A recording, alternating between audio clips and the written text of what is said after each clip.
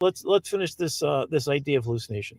So if we go back to the idea that in one sense, hallucination is about creativity.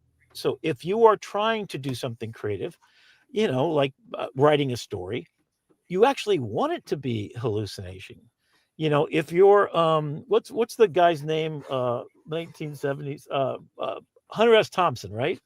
Let's say you're Hunter S. Thompson. You want to write in the style of Hunter S. Thompson, and then you want to mash him up with Isaac Asimov, and then create a science fiction novel.